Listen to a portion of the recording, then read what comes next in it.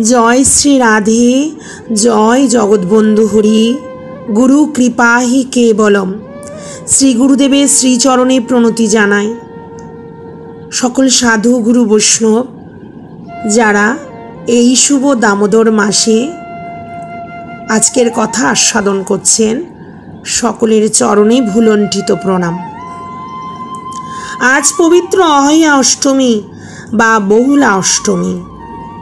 आजकेर এই पवित्र दिन सकलेर काछे अत्यंत पूजनीय और बंधनीय।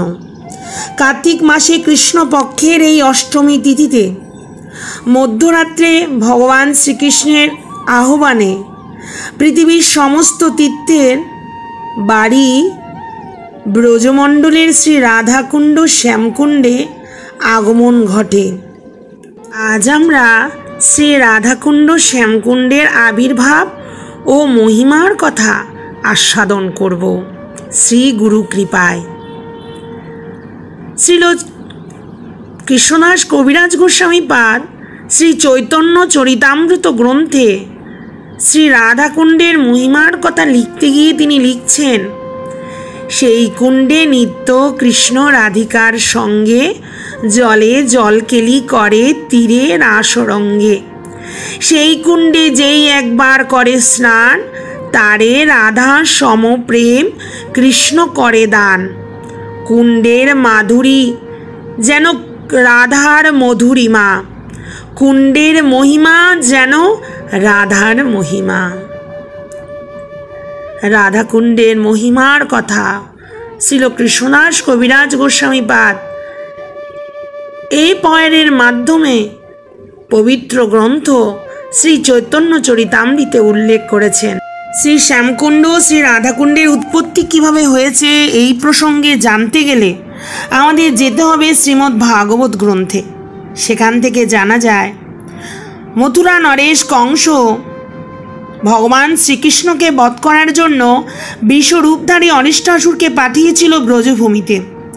অরিষ্টাসুর ভগবান শ্রীকৃষ্ণকে বধ করতে এসে মহাযুদ্ধ হয় শ্রীকৃষ্ণের সঙ্গে। এই অরিষ্টাসুর কে ছিল? গর্গসংহিতার গ্রন্থে মাধুর্য খণ্ডে আমরা জানতে পারি অরিষ্টাসুরের পূর্ব নাম ছিল দ্বিজসত্তম বরতন্তু। নাম ছিল বরতন্তু। দেবগুরু বৃহস্পতির কাছে বিদ্যা অভ্যাস করতে আসতেন তিনি। একদিন পাঠ গ্রহণের সময় গুরুদেবের সামনে পা ছড়িয়ে বসলে দেবগুরু বৃহস্পতি অত্যন্ত কুপিত হন। কুপিত হয়ে বললেন, ওরে দুর্মতি, তোর এত সাহস যে আমার সামনে বৃষের মতো পা ছড়িয়ে বসে আছিস? সামান্য সৌজন্যবোধ তোর নেই? তবে তোর স্থানও এখানে নেই। তুই এক্ষুনি বৃষজনই প্রাপ্ত হ। এই বলে দেবগুরু বৃহস্পতি অভিশাপ দিলেন বরতন্তুকে। গুরুদেবের অভিশাপ প্রাপ্ত করে বৃষরূপ নিয়ে অসুরজনী প্রাপ্ত করল বরতন্তু। শ্রীকৃষ্ণ লীলার কালে অরিষ্টাসুর হয়ে শ্রীকৃষ্ণ বলরাম ও গোপ বালকদের বধ করার জন্য কংসের কর্তৃক প্রেরিত হয় ব্রজভূমিতে। ব্রজভূমিতে শ্রীকৃষ্ণ গোপ বালক সখাদের সঙ্গে গোচারণ করছেন। সেইখানে বৃষরূপধারী অরিষ্টাসুর আসলো। তীব্র দুরন্ত ছিল সেই অরিষ্টাসুর। বিশাল শরীর, ভীষণ গর্জন করতে করতে সিংহ দিয়ে মাটিতে আছড়ে আজ যেন কাল রূপে এগিয়ে আসছে গোপ বালকদের কাছে। শ্রীদাম সুদাম দাম বসুদাম সকলে সেই অরিষ্টাসুরকে দেখে চিৎকার করে উঠল। তারা চিৎকার করে তাদের জীবন মনোপ্রাণ তাদের কৃষ্ণকে, তাদের কানাইকে ডাকতে লাগলো। কৃষ্ণ কৃষ্ণ কৃষ্ণ বলে বারবার ডাকছে গোপ সখারা তাদের প্রাণ গোবিন্দকে। গাভী ও অন্যান্য পশুরা গোচারণ ক্ষেত্র থেকে পালিয়ে গেল ভয়ে। অরিষ্টাসুরে এমন রূপ, এই রূপ দেখে গোবর্ষগণ পালিয়ে গেছে। ভগবান শ্রীকৃষ্ণ তখন অরিষ্টাসুরের শিং দুটি ধরে অবলীলায় অতি সহজে 18 পা পিছনে ছুঁড়ে ফেলে দিল। আহত অরিষ্টাসুর ঘামুক্ত কলেবর নিয়ে নিঃশ্বাস ত্যাগ করতে করতে পুনরায় ভগবান শ্রীকৃষ্ণকে আক্রমণ করলে শ্রীকৃষ্ণ তার শিং দুটি ধরে মাটিতে এমন করে আছড়ে মারল যেমনি করে একটা কাপড় ধোপা মাটিতে ছুঁড়ে মারে। তারপর যেমনি করে সেই কাপড়কে নিংড়ায়, ঠিক তেমনিভাবে ভগবান শ্রীকৃষ্ণ অতি সহজে অরিষ্টাসুরকে মাটিতে আছাড় মেরে অরিষ্টাসুরকে বধ করল। ভগবানের হাতে মৃত্যুবরণ করাতে অরিষ্টাসুর এই অসুর যোনি থেকে মুক্ত হয়ে গেল। রাতে ভগবান শ্রীকৃষ্ণ রাসস্থলীতে রাসলীলাতে শ্রীমতী রাধারানীর কাছে এলে শ্রীমতী রাধারানী শ্যামসুন্দরকে বললেন, শ্যাম, তুমি আমাকে স্পর্শ করবে না, কেননা বৃষরূপী অরিষ্টাসুরকে বধ করে তুমি গোবধের পাতকী হয়েছ, গোবধ করেছ তুমি। তখন শ্রীকৃষ্ণ বললেন, সে কি, আমি যাকে বধ করেছি সে তো বৃষ নয়, সে তো বৃষরূপী অসুর ছিল, আমি তো অসুরকে বধ করেছি। তখন শ্রীমতী রাধারানী বললেন, বৃত্রাসুর ব্রাহ্মণ শরীরে হওয়ার কারণে তাকে বধ করায় দেবরাজ ইন্দ্রের ব্রাহ্মণ হত্যার পাপ হয়েছিল, তেমনি অরিষ্টাসুর বৃষরূপী ছিল, তাকে বধ করার কারণে তোমার কেন গোহত্যার অপরাধ হবে না তা বলো তো। শ্রীকৃষ্ণ বললেন, তা ঠিক, তোমার কথা যুক্তি আছে, তবে তুমিই বলে দাও আমি এখন কিভাবে এই অপরাধ থেকে মুক্তি লাভ করব, পুনরায় পবিত্র হব, তুমিই বলে দাও রাধে। তখন শ্রীমতী রাধারানী বললেন, আমি আর আমার সখীরা পূর্ণমাসী দেবী ও গার্গী প্রভৃতির মুখে যা শুনেছি তা আমি তোমায় করতে বলবো, তা যদি তুমি করতে পারো তাহলে তুমি এই গোবধের মহাপাপ থেকে মুক্ত হবে। শ্রীকৃষ্ণ বললেন, বেশ, তা কি করতে হবে একবার শুনি তো, একবার বলো। তখন শ্রীমতী রাধারানী বললেন, এই পাপ হতে মুক্তি পেতে গেলে পৃথিবীর সমস্ত তীর্থের মধ্যে তোমাকে স্নান করতে হবে। তা তুমি এখন তীর্থে তীর্থে গিয়ে সেখানকার পূর্ণ শরীরে যদি স্নান করে আসো তবেই সেই পূর্ণ স্নানেই তোমার পাপ মুক্ত হবে। এ কথা শুনে ভগবান শ্রীকৃষ্ণ বললেন, আমি তীর্থ স্নানের জন্য কোথায় যাব, ত্রিভুবনের সমস্ত তীর্থকেই আমি এখানে নিয়ে আসছি। এই কথা বলে বাম চরণের গোড়ালি দিয়ে ভূমিতে আঘাত করলেন শ্যামসুন্দর। শ্যামসুন্দরের চরণের আঘাতে সেখানে পাতাল থেকে গঙ্গা ও অন্যান্য তীর্থের বাড়ি সেখানে এসে উপস্থিত হলো। শ্রীকৃষ্ণ বললেন, তোমরা এখানে অবস্থান করো, আমি তোমাদের পূর্ণ শরীরে স্নান করে গোবধের জনিত যে পাপ হয়েছে সেই পাপ থেকে মুক্ত হব। সমস্ত তীর্থের বাড়ি ভগবান শ্রীকৃষ্ণের আদেশ মতো সেইখানে জল ঘূর্ণিতে একটা কুণ্ড সৃষ্টি করে সেইখানে বিরাজ করতে লাগলো। ভগবান শ্রীকৃষ্ণ শ্রীমতী রাধারানী সহ সকল গোপীদের বললেন, এবার তো তোমাদের মনের সংশয় দূর হলো, আমি দেখো পূর্ণ তীর্থে স্নান করছি। শ্রীকৃষ্ণের কথা শুনে শ্রীমতী রাধারানী বললেন, তোমার ছলের তো অভাব নেই, সত্যি যে তুমি এখানে সর্বতীর্থের বাড়ি এখানে এনে সম্মিলিত করেছ তার কি কোনো প্রমাণ আছে? তার প্রমাণ কি? তখন সর্বতীর্থের বাড়ি আজ মূর্তিমন্ত হয়ে শ্রীমতী রাধারানী ও গোপীদের সামনে প্রকট হয়ে গীতাঞ্জলি পুটে নিজেদের পরিচয় দিচ্ছেন। পৌঁছু গীতাঞ্জলি পুটা লবণা অম্বি রশ্মি ক্ষীরাব্দি রশ্মি ছিন্ন তামর দিঘি কশ্মি স্বর্ণ অশ্মি সিন্দুর অশ্মি ভবামি তম্র পর্ণী চ পুষ্কর মহং চ সরস্বতী চ গোদাবরী রবি সুতা সরিজুয় প্রয়াগয় রেবাশ্মি প্রস্যতি জলম করতি প্রতীতিম। সকল তীর্থ একে একে করে প্রকটিত হয়ে নিজেদের পরিচয় দিচ্ছেন শ্রীমতী রাধারানীকে। আমি লবণ সমুদ্র, আমি ক্ষীর সিন্ধু, সুর দীঘিকা, সোন, সিন্ধু, তাম্রপর্ণী, পুষ্কর, সরস্বতী, আমি গোদাবরী, আমি যমুনা, আমি সরজু, আমি প্রয়াগ, আমি রেবা, এইভাবে পরিচয় দিয়ে বললেন তারা, আমরা সবাই এখানে সম্মিলিত হয়েছি। অতএব আপনারা বিশ্বাস করুন, আমাদের পৃথক পৃথকভাবে দর্শন করুন। শ্রীমতী রাধা ঠাকুরানী আর গোপীরা কোনো আপত্তি করলেন না। এইবার ভগবান শ্রীকৃষ্ণ সেই কুণ্ডে স্নান করে বললেন, পৃথিবীতে জন্মগ্রহণ করে তোমরা তো কোনো পূর্ণকর্ম করেছো বলে তো মনে হয় না। অতএব তোমরাই এসো, আমার এই কুণ্ডে স্নান করে তীর্থের ফল অর্জন করো। এই সর্বতীর্থময় সরোবর যাতে করে অনন্তকাল এখানে বিরাজ করে সেই ব্যবস্থাই আমি করব। শ্যামকুণ্ডের এমন সুন্দর রূপ দেখে বিশ্ববানু রাজনন্দিনী শ্রীমতী রাধারানী মুচকিয়ে হেসে নিজের মহিমা প্রচারার্থে শ্যামকুণ্ডের পশ্চিম দিকে একটি কুণ্ড খনন করতে আরম্ভ করলেন। বড় যত্ন সহকারে সেই কুণ্ডটা খনন করছেন। সেইখানে বৃষাসুরের খুরের আঘাতে একটা গহ্বর সৃষ্টি হয়েছিল। শ্রীমতী রাধারানী সখীদের নিয়ে সেই গহ্বরের নরম মাটি নিজের হাতে তুলে একটি সুন্দর স্নানোপযোগী কুণ্ডে রূপান্তর করলেন। কুণ্ড হলে কি হবে? এটা কুণ্ড নয়, এটি একটি মনোহর সরোবর। তা দেখে শ্রীকৃষ্ণ রাধাকে উদ্দেশ্য করে বললেন, কুণ্ড তো হয়েছে রাধে, কিন্তু এতে জল কোথায়?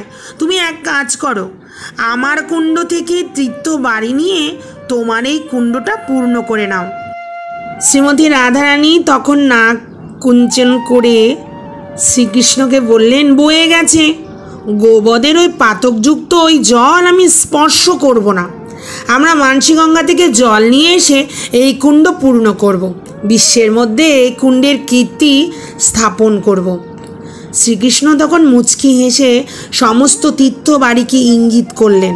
তারা তখন নিজ নিজ সমূর্তি ধারণ করে শ্রীমতী রাধারানীর পাদপদ্মে লুটিয়ে পড়লেন। লুটিয়ে পড়ে বললেন, হে দেবী, সৃষ্টিকর্তা ব্রহ্মা, দেবী লক্ষ্মী, আপনার মহিমা অবগত নন। আপনার মহিমা তো একমাত্র জানে শ্রীকৃষ্ণ। তিনি একমাত্র আপনার স্বরূপ জানেন। কত আদরে, কত যতনে আপনার শ্রীচরণে নূপুর পরিয়ে দেন। আপনার কৃপা কটাক্ষ পেলে নিজেকে ধন্য মনে করে। আমরা তো শ্রীকৃষ্ণের আজ্ঞায় এখানে এসেছি। আমাদের মহিমা বিস্তার করতে আমরা এখানে এসে এখানে চিরকাল বসবাস করব। এখন আপনি যদি আমাদের কৃপা করেন, তাহলে আমরা আমাদের যে হৃদয়ের তৃষ্ণারূপী বৃক্ষে ফুল ফলে পরিণত হবে, আমাদের হৃদয়ের অভিলাষ পূর্ণ হবে। শ্রীমতী রাধারানী তখন বললেন, তোমাদের কি অভিলাষ তা তো আমাকে জানাও। পবিত্র তীর্থ শরীরগণ হাসি মুখে স্পষ্টভাবে বললেন, আপনার আদেশ পেলে আমরা সবাই আপনার কুণ্ডে অবস্থান করব। আমাদের অভিলাষ পূর্ণ হবে যদি আপনার আদেশে আমরা আপনার কুণ্ডে অবস্থান করতে পারি। তখন শ্রীমতী রাধারানী সকল সখীদের সম্মতি নিয়ে শ্যামসুন্দরের দিকে একবার তাকিয়ে মধুর হেসে সকল তীর্থকে বললেন, বেশ তো, তোমরা তাহলে আমার কুণ্ডে এসে উপস্থিত হও। তখন শ্রীমতী রাধারানীর অনুমতি পেয়ে সঙ্গে সঙ্গে উভয় কুণ্ডের মধ্যস্থলে মাটি ভেদ করে সমস্ত তীর্থ বাড়ি শ্রী রাধাকুণ্ডে এসে পরিপূর্ণ হয়ে গেল। সমস্ত তীর্থের সঙ্গে স্থাবর জঙ্গম সবাই যেন সুখের সাগরে নিমজ্জিত হলো। এক মুহূর্তে সকল তীর্থ রাধাকুণ্ডে অবস্থান করে নিজেদের ধন্য মনে করল। এই দিনটি আজকের দিন, কার্তিক মাসে কৃষ্ণ অষ্টমী তিথি। ভগবান শ্রীকৃষ্ণ তখন প্রীত হয়ে শ্রী রাধার মহিমার প্রচারার্থে বললেন, প্রচে হরিহি প্রিয়তমে তব কুণ্ডে মে তৎ মত কুণ্ডত হোপি মহিমা অধিকমস্তু লোকে অত্রৈব মে সলিলোকেলিরিহৈব নিত্যং স্থানং যথা তমসি তদ্বদীদম সরমে। শ্রীকৃষ্ণ বললেন, প্রিয়তমে, আজ থেকে জগতে আমার কুণ্ডের অপেক্ষা তোমার কুণ্ডের মহিমা অধিক হবে। তোমার এই কুণ্ডে আমি নিত্য প্রতিদিন স্নান করব, জল কেলি করব। হে রাধে, তুমি যেমন আমার প্রিয়া, তোমার কুণ্ড আমার পরম প্রিয়, তা তুমি জানবে। শ্রীমতী রাধারানী একথা শুনে আনন্দিত মনে বললেন, ওগো শ্যাম, তোমার কুণ্ড আমার যে প্রাণ, আজ থেকে আমিও তোমার এই শ্যামকুণ্ডে স্নান করব, জলবিহার করে ধন্য হব। শুধু তাই নয়, যে ব্যক্তি ভক্তি ভরে এই কুণ্ডে স্নান করবে, এর তীরে বসবাস করবে, তার শত বাধা বিঘ্ন নষ্ট হবে, সে আমার অত্যন্ত প্রিয় হবে। সে কৃষ্ণাষ্টমী তিথিতে মানে আজকের দিনে এই দুটো কুণ্ড প্রকট হয়েছিল। মধ্যরাত্রে শ্রীকৃষ্ণের আহ্বানে সর্বতীর্থের বাড়ি সমান্বিত হয়েছিল এই দুটো কুণ্ডে। এই তিথিকে আহে অষ্টমী বলা হয়। বহু তীর্থ এই দিন প্রকটিত হয়ে শ্রীকৃষ্ণ শ্রীমতী রাধারানীর চরণে প্রণীত হয়েছিল, তাই এই তিথিকে বহুলা অষ্টমী তিথিও বলা হয়ে থাকে। শ্যামকুণ্ড রাধাকুণ্ড সম্বন্ধে আরও কিছু কথা আছে। পরবর্তীকালে এই কুণ্ড দুটি সংস্কারকালে অসংখ্য জলধারা তলদেশ থেকে উঠে এসেছিল। সকল ভক্তদের ধারণা এইখানে বহু তীর্থের বাড়ি এসে মিলিত হয়েছে। শ্যামকুণ্ডের মধ্যস্থলে একটি বৃহৎ কুণ্ড আছে। এইটি শ্রীকৃষ্ণের পৌত্র ব্রজনাভ খনন করেছিল, যাতে করে শ্যামকুণ্ডের যেন কোনো জলাভাব না হয়। তেমনিভাবে রাধাকুণ্ডের মাঝখানেও একটি ছোট্ট কুণ্ড আছে, যাকে কঙ্কন কুণ্ড বলা হয়। এই কুণ্ডটি ঠিক দেখতে মধ্যস্থলেই অবস্থিত। ভক্তদের ধারণা শ্রীমতী রাধারানী আর সখীরা নিজেদের কঙ্কনের সাহায্যে এই ছোট্ট কুণ্ডটি করেছিল, তাই এই কুণ্ডের নাম কঙ্কন কুণ্ড। এই কঙ্কন কুণ্ডের মধ্যে দুধের মতো শ্বেতবর্ণের ঝর্ণা আছে। অনেক ভক্তরা মনে করে এখানে ক্ষীর সিন্দুর প্রকাশ হয়, তাই মাঝে মাঝে রাধাকুণ্ডের জলে সাদা সাদা মতো দুগ্ধ ওঠে। দেখে মনে হয় এই কুণ্ডে কেউ যেন কলসিতে কলসিতে দুধ ঢেলেছে। আসলে তা নয়, ভিতর থেকে দুগ্ধ ধারা বেরিয়ে আসে। সে যাই হোক, কৃষ্ণলীলার কালে বহু বছর অতিক্রান্ত হয়ে যাওয়ার পর কালের প্রভাবে শ্যামকুণ্ড রাধাকুণ্ড লোকে চক্ষুর অন্তরালে চলে যাচ্ছিল।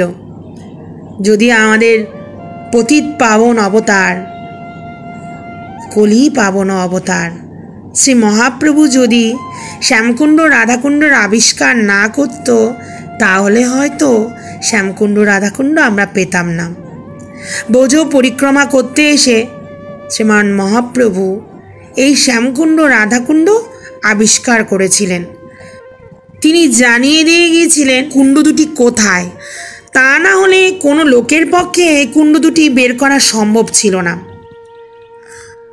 ভক্তি রত্নাকর গ্রন্থ থেকে আমরা জানতে পারি এই গ্রামের নাম অরিষ্টাসুরের নাম অনুসারে গ্রামের নাম ছিল আরিড গ্রাম। সেই গ্রামে মহাপ্রভু এসেছিলেন। ভক্তি রত্নাকরে এবং চৈতন্য চরিতামৃতে তার কথাই উল্লেখ আছে। ভক্তি রত্নাকরে উল্লেখিত আছে, শ্রীকৃষ্ণ চৈতন্য বন ভ্রমণ করিয়া এই তমালের তলে বসিল আসিয়া। আরিষ্ট গ্রামীয় লোকগণে জিজ্ঞাসিল, কুণ্ডদ্বয়ের বার্তা কেহ কহিতে নারিল। কেউ বলতে পারছে না কুণ্ড দুটি কোথায় আছে। মহাপ্রভু লোকদের জিজ্ঞেস করছেন, কিন্তু তারা তো জানে না কুণ্ড দুটি কোথায় আছে। সঙ্গেতে আইলা বিপ্র মথুরা হইতে। তারে জিজ্ঞাসিল, সহে না পারে কহিতে। কেউই তো বলতে পারে না। প্রভু সে সর্বজ্ঞ, গুপ্ততীর্থ নিরখিয়া। 2 ধান্য ক্ষেত হইয়াছে কুণ্ডদয়। ছোট ছোট 2 ধানের ক্ষেত পেয়েছে। তথা অল্প জলে স্নান করি হর্ষচিতে শ্রীকুণ্ডের স্তুতি করে নানা মতে। সেই 2 ধানের ক্ষেত দেখে তাতে প্রভু স্নান করে রাধাকুণ্ডের স্তুতি করলেন। সেইখানে স্নান করে সেই কুণ্ডের মাটি নিয়ে মহাপ্রভু তিলক করলেন। লইয়া মৃত্তিকা যতনে তিলক করিল, দেখি গ্রামী লোক মহাবিস্ময় হইল। মহাপ্রভু কুণ্ডের রজ দিয়ে তিলক করলেন। মহা আনন্দে সেই কুণ্ডের তীরে বসে বিশ্রাম করলেন। কুণ্ডদয় দেখি প্রভু যে হইল ভাবাবেশ, ব্রহ্মাদিক বর্ণিতে নারদে তার লেশ। কুণ্ডদয় দেখে মহাপ্রভুর ভাবাবেশ হয়েছে। কৃষ্ণ নাম করে প্রভু সেই ধান ক্ষেতের মধ্যে স্নান করেছিলেন। বলেছিলেন, এই রাধাকুণ্ড, এই শ্যামকুণ্ড। রাধাকুণ্ড তখন জঙ্গলকীর্ণ একটা গ্রাম ছিল, জঙ্গল ছিল তখন। তখন ভক্তরা বেশিরভাগ ওই গোবর্ধন, বর্ষনা আর বৃন্দাবনেই থাকতো। রাধাকুণ্ড জঙ্গল এলাকা, সেখানে খুব কম সংখ্যক ভক্তরাই থাকতো।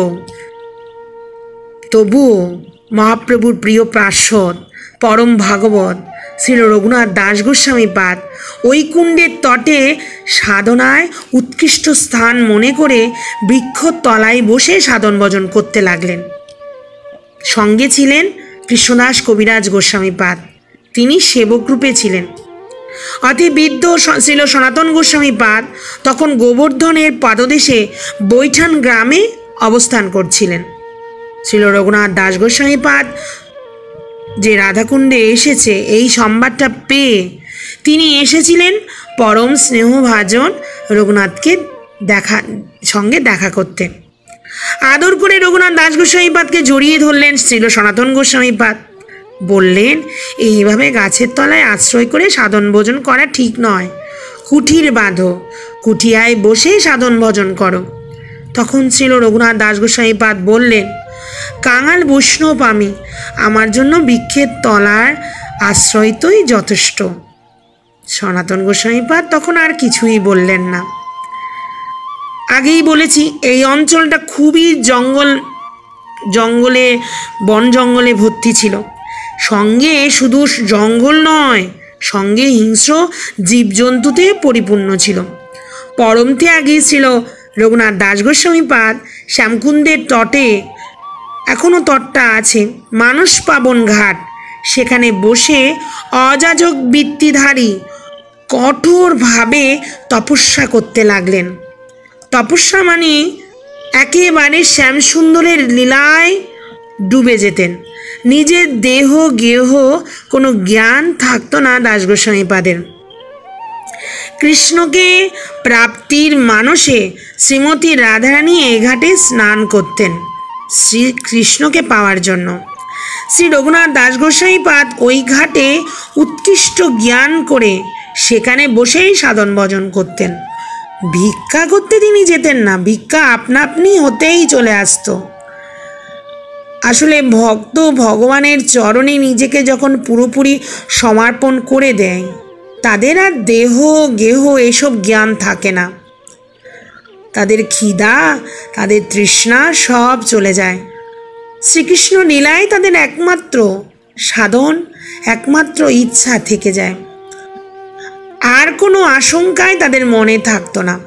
এইভাবে ছিল রঘুনাথ দাস গোস্বামীপাদ মানস পাবন ঘাটের মধ্যে বসে তিনি রাধা কৃষ্ণের নিবিত নিকুঞ্জের লীলা স্মরণ করতেন, সাধন ভজনের মধ্যে ডুবে থাকতেন। একদিন ছিল সনাতন গোস্বামীপাদ এলেন ছিল গোপাল ভট্ট গোস্বামীপাদের কুঠিয়াতে। এখানে এলে তিনি মানস পাবন ঘাটে স্নান করতে যেতেন। সেখানে স্নান করতে গিয়ে প্রিয় রঘুনাথকে দেখতে পেলেন।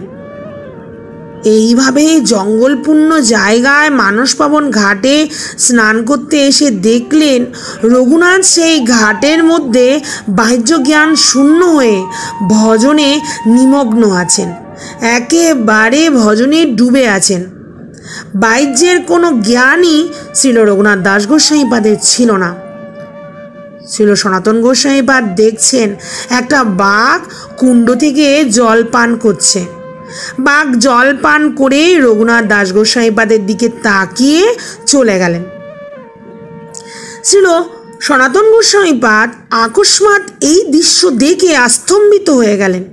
তিনি ভাবলেন, হিংস্র প্রাণী প্রবৃত্তির দশায় সে কখনো কোনো দিন ভয়ঙ্কর একটা কিছু ঘটিয়ে বসতে পারে, কারণ হিংস্র প্রাণীদের তো বিশ্বাস নেই, কখন কিছু না কিছু ঘটিয়ে ফেলতে পারে।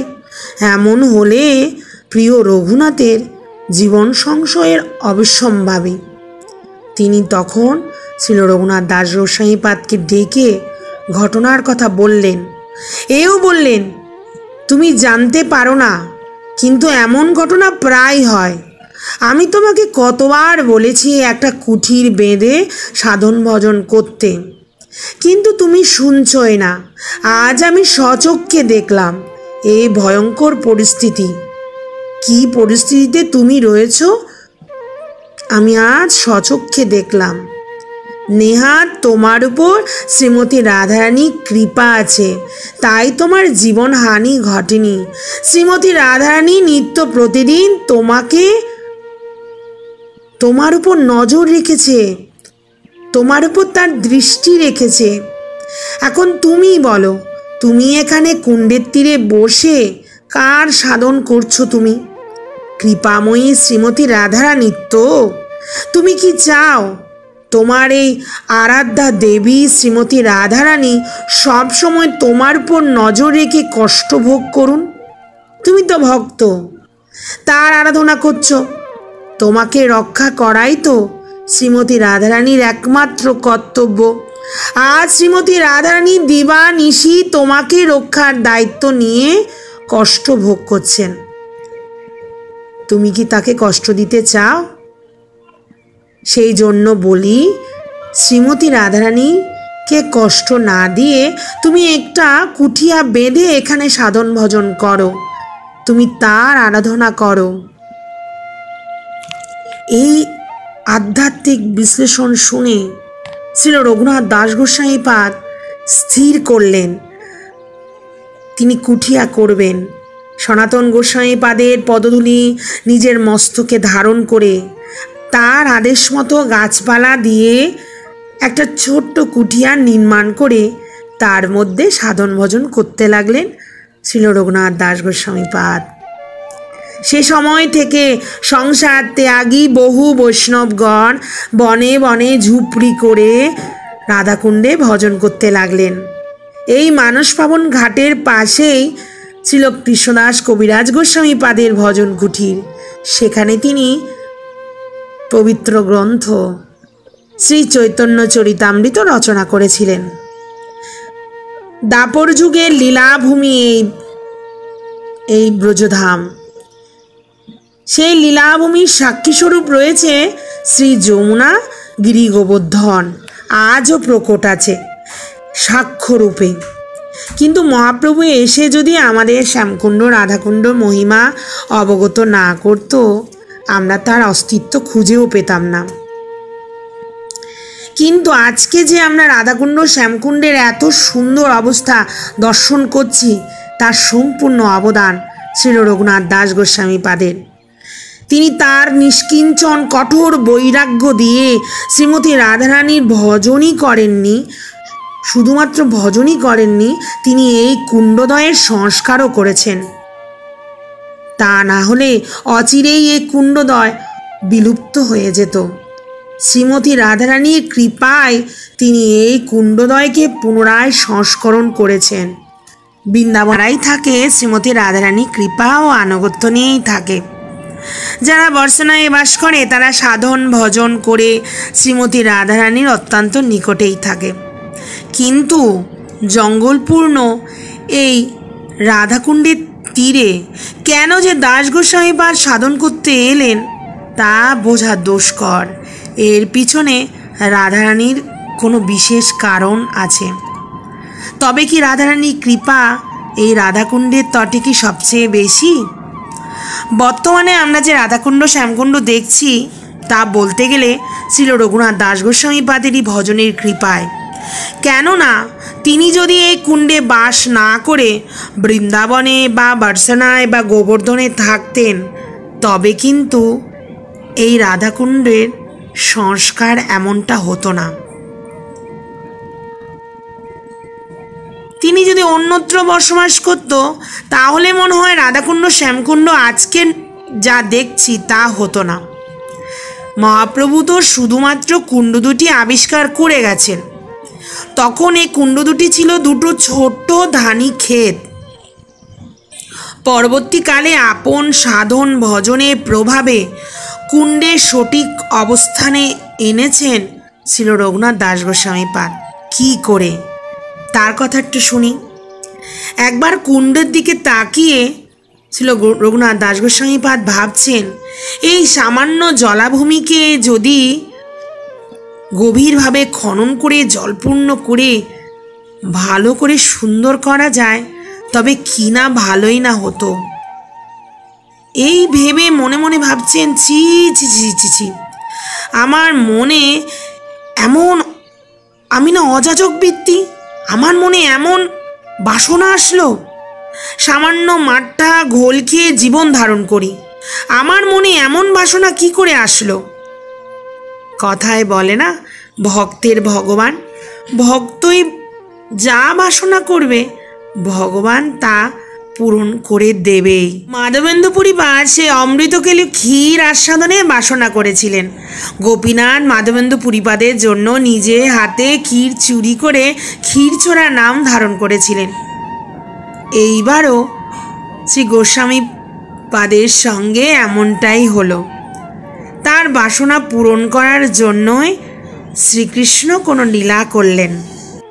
পশ্চিম দেশীয় এক ধনী বদ্রিকার আশ্রমে গিয়েছিলেন নারায়ণ দর্শন করতে। নারায়ণের কাছে তার পূজার মানত ছিল। তার বাসনা ছিল প্রচুর অর্থ ব্যয় করে সাড়ম্বরে তার পুজো করবে। সেই রাতে ভগবান নারায়ণ তার স্বপ্নে এসে প্রকট হলেন। বললেন, এখানে পুজোয় তোমার বেশি অর্থ ব্যয় করার প্রয়োজন নেই। অল্প অর্থে শাস্ত্রীয় বিধান অনুসারে আমার পুজো হয়ে যাবে।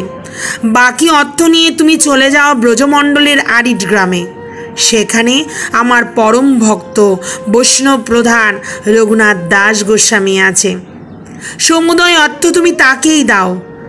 যদি তিনি মুদ্রা গ্রহণ করতে চাইবে না, রাজি না হলে তাকে বলো কুণ্ডদ্বয় সংস্করণ করে সেই জলে স্নান পানের বাসনা যে তার মনে ছিল তা তুমি এই অর্থ দিয়ে পূরণ করতে চাও।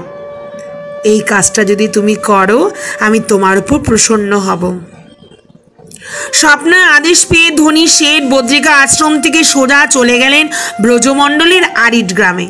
সেই সময় দাস গোস্বামীপাদ গোবর্ধন পরিক্রমা করে মহাপ্রভুর উপবেশন স্থল সেই তমাল গাছের তলায় এসে বিশ্রাম করছেন। এমন সময় সেই শেঠজি এসে উপস্থিত। এসে শ্রী গোস্বামীপাদকে প্রণাম করে জিজ্ঞেস করলেন, বাবাজি আপনি কি রঘুনাথ দাস গোস্বামী? তখন দাস গোস্বামীপাদ বিনয় প্রকাশ করে বললেন, হ্যাঁ আমি। আপনার পরিচয়? তখন শেঠজি নিজের পরিচয় দিলেন ও বদ্রিকা আশ্রমে নারায়ণের স্বপ্না আদেশের কথা সম্পূর্ণ দাস গোস্বামীপাদকে বললেন। তখন দাস গোস্বামীপাদ আনন্দিত হয়ে বললেন, নারায়ণ যখন আদেশ দিয়েছেন তখন কুণ্ড সংস্কার আপনার অর্থে আপনার হাত দিয়েই হোক। শেঠ প্রচুর অর্থ ব্যয় করে শ্যামকুণ্ড রাধাকুণ্ড সংস্করণ করলেন। খনন কাজ করার সময় প্রাচীনকালে ঘাট, ব্রজনব কুণ্ড ও কঙ্কন কুণ্ড সব দৃষ্টিগোচর হলো। এই সংবাদ সর্বত্র ছড়িয়ে গেল। দলে দলে লোক কুণ্ডে স্নান করে ধন্য হতে লাগলো। রঘুনাথ দাস গোস্বামী পাদের পণ্যকুটির হলো রাধাকুণ্ডের কাছে। তার সাধনার প্রভাবে কুণ্ডকে কেন্দ্র করে সেখানে অনেক মন্দির, ঘাট, ভজন কুটির গড়ে উঠল। গোপাল ভট্ট গোস্বামীপাদ ছিল, জীব গোস্বামীপাদ ছিল, ভূগর্ভ গোস্বামীপাদ সবাই একে একে করে রাধাকুণ্ডের তটে এসে ভজন করতে লাগলেন। এইদিকে কুণ্ডদ্বয়ের সংস্করণের সময় একটা ঘটনা ঘটল। রাধাকুণ্ড তো চারকোনা, নিশ্চয়ই আপনারা দর্শন করে থাকেন। চৌকোনা রাধাকুণ্ড ছিল। রঘুনাথ দাস গোস্বামীপাদ চেয়েছিলেন রাধাকুণ্ডর মতো করে শ্যামকুণ্ডকেও চৌকোনা করতে, কিন্তু এই তো রাধাকুণ্ডর মতো চৌকোনা করবে বলে তিনি ঠিক করে নিয়েছেন।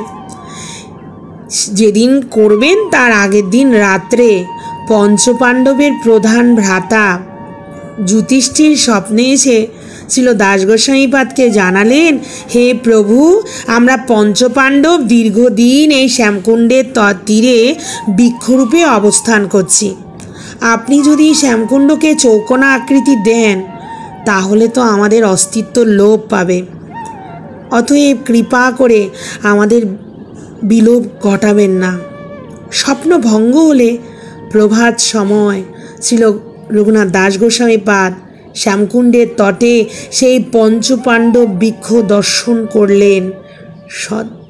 তিনি সংকল্প থেকে বিরত হলেন।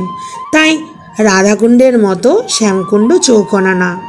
আমরা দেখতে পাই শ্যামকুণ্ড আঁকাবাঁকা, রাধাকুণ্ড চৌকোনা। এইবার প্রশ্ন হতে পারে, পঞ্চপাণ্ডব কি করে বৃক্ষরূপে এই শ্যামকুণ্ডের তীরে আছে? কারণটা কি? একজন মহাত্মার মুখে শোনা কথা। দ্বারকা লীলার অন্তে ভগবান শ্রীকৃষ্ণ যখন নিত্যধামে গমন করে, দ্রৌপদী সহ পঞ্চপাণ্ডব তাদের পক্ষে কৃষ্ণ ছাড়া এই মর্ত্য ধামে থাকা অসম্ভব হয়েছিল। কৃষ্ণ যখন চলে গেছে তারাও সশরীরে স্বর্গে যাবেন, এই ভেবে দ্রৌপদী সহ সকলে মহাপ্রস্থানের পথে চললেন। যেতে যেতে নিজের কর্ম অনুযায়ী এক এক করে দ্রৌপদী, সহদেব, নকুল, অর্জুন, ভীম সকলে দেহত্যাগ করে সূক্ষ্ম আত্মায় নিত্যলোকে গমন করল। একমাত্র যুধিষ্ঠির সশরীরে স্বর্গে গেলেন। সেখানে গিয়ে তিনি যখন কৃষ্ণকে খুঁজে বেড়াচ্ছেন, অন্বেষণ করছেন, তখন ধর্মরাজ বললেন, আপনি এখানে কাকে খুঁজছেন? তখন যুধিষ্ঠির বললেন, কৃষ্ণকে। তারপর নিজের মনোবাসনার কথা ব্যক্ত করলেন। শুনে ধর্মরাজ বললেন, কৃষ্ণ তো এখানে নেই। লীলার প্রয়োজনে তিনি রূপ ধারণ করে অবতীর্ণ হন। লীলা অবসান হয়ে গেলে তিনি আবার নিরাকার হয়ে যায়, নিজ লোকে চলে যায়। তিনি এই স্বর্গে কেন আসবেন? স্বর্গে কর্ম অনুসারে লোক সুখভোগ করে, সুখভোগ শেষ হয়ে গেলে তাকে আবার পৃথিবীতে যেতে হয়। এ কথা শুনে যুধিষ্ঠির বিলাপ করতে লাগলো শ্রীকৃষ্ণের জন্য।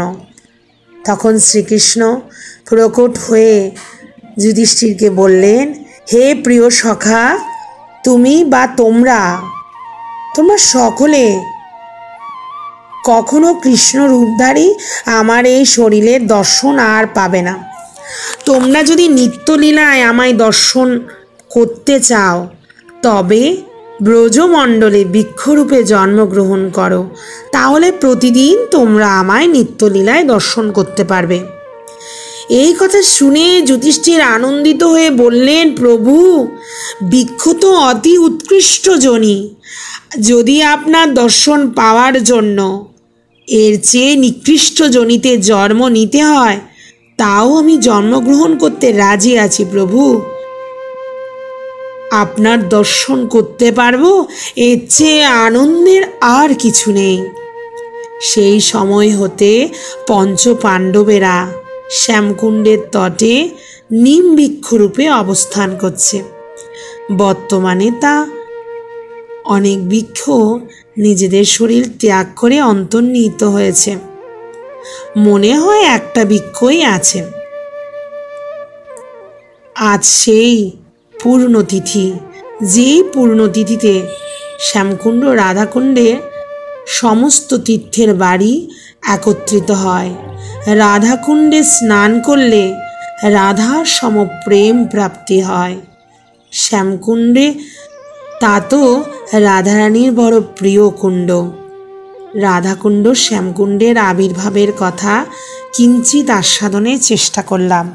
আপনাদের যদি ভালো লেগে থাকে তাহলে আমার এই চ্যানেলটি সাবস্ক্রাইব করুন। সাবস্ক্রাইব করে আমার সঙ্গে থাকুন। পরবর্তী দিন নতুন কথা নিয়ে আসছি। আজ এখানেই বিশ্রাম করছি। আপনাদের চরণে ভুলণ্ঠিত প্রণাম। জয় রাধাকুণ্ড, জয় শ্যামকুণ্ড, জয় শ্রী রাধে, জয় শ্যামসুন্দর, জয় জগৎবন্ধু হরি, জয় শ্রী গুরুদেব।